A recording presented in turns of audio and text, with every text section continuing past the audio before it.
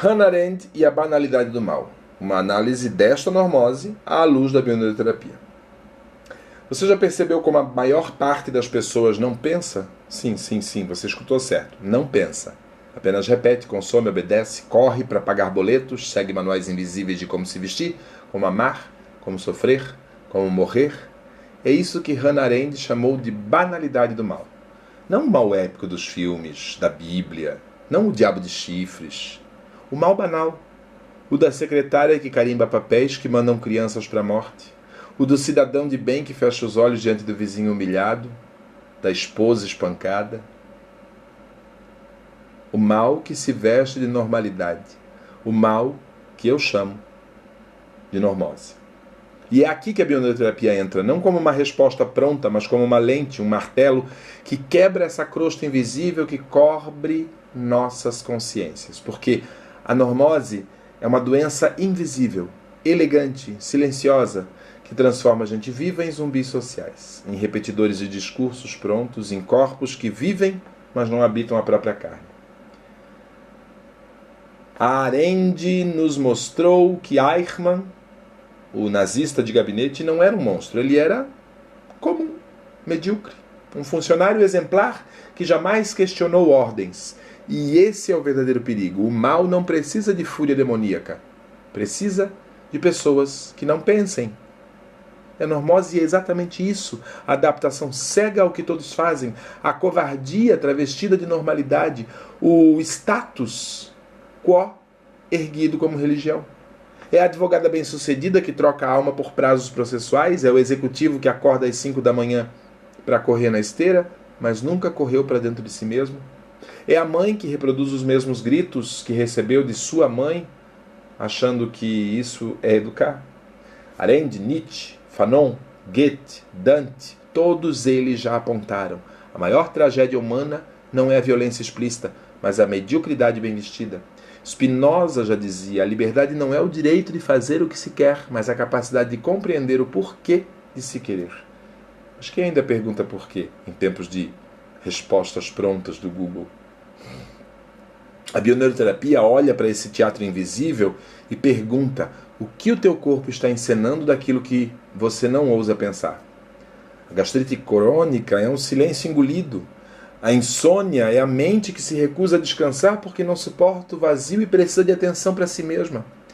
A enxaqueca é o excesso da ordem sem poesia.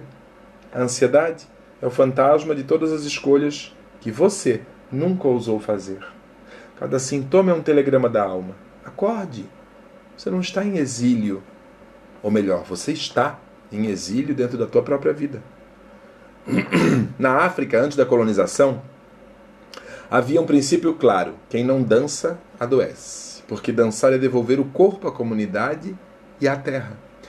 O Ubuntu nos recorda, eu sou porque nós somos. O oposto da banalidade do mal é o bem radical da interconexão.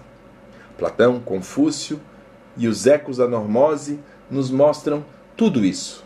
Platão falava da caverna. Hoje a caverna é o celular iluminado que nos faz acreditar que sombras digitais são realidade. Confúcio nos advertiu, o homem move montanhas apenas carregando pequenas pedras. Mas na normose carregamos tijolos para erguer prisões que chamamos de carreira, relacionamentos, obrigações. Sun Tzu nos ensinou que toda guerra começa dentro da mente. O problema é que a maioria já perdeu essa guerra antes mesmo de nascer, herdando traumas, crenças, narrativas que nunca questionou. A psicanálise já mostrou, repetimos até adoecer.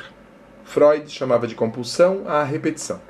Jung de sombra coletiva. Mas Arendt colocou o dedo na ferida política. Essa repetição não é só individual, é coletiva e sistêmica. É o todo mundo faz assim elevado ao patamar de destino. E aqui mora a provocação. Quantos dos teus sofrimentos não passam de fidelidade inconsciente a uma normose herdada? Você repete padrões no amor, na família, no trabalho, porque acha que é assim mesmo. Não, não é. Isso é Eichmann no teu quarto, vestindo pijama, repetindo sem pensar. Hermes Trismegisto dizia, o que está em cima é como o que está embaixo. Na bioneuroterapia entendemos que cada repetição mental cria um eco no corpo. Cada eco no corpo reverbera no ambiente. E o ambiente retroalimenta a mente. Esse ciclo é tão banal quanto perverso. O Zohar ensina que o mal não é uma entidade autônoma, mas a ausência de luz, ou seja, a ausência de consciência. Dante mostrou, na Divina Comédia, que o inferno não é um lugar de chamas apenas, mas de gelo, a paralisia da alma. E Fanon nos ensinou que aceitar a normose colonial é um suicídio psíquico lento. O que tudo isso nos mostra? Que viver anestesiado, seguindo manuais invisíveis, não é viver. É morrer com a aparência de estar vivo. É ser um zumbi. Vamos a um exercício prático de consciência e autopercepção, então. Feche os olhos por um instante. Respire fundo e pergunte-se: quais frases da minha vida eu repito sem pensar? De quem são essas frases? Minhas? Da minha mãe? Da televisão? Da religião? Do patrão? Onde meu corpo dói quando eu penso em romper com isso? Essa dor é medo. Ou é o parto da minha consciência? Agora, escolha uma situação simples do teu dia. Um café, um trajeto, um banho, e faça tudo de modo consciente. Presente. Mindfulness. Observe cada gesto, cada sensação, cada pensamento que surge. É simples, mas brutal. A consciência, mesmo em pequenas doses, quebra as algemas da normose. Hannah Arendt nos mostrou que o mal não precisa de monstros para existir, só precisa de gente que não pensa. A bioneuroterapia nos lembra que o corpo é o diário secreto de tudo que a mente não ousou questionar. E o mundo? O mundo!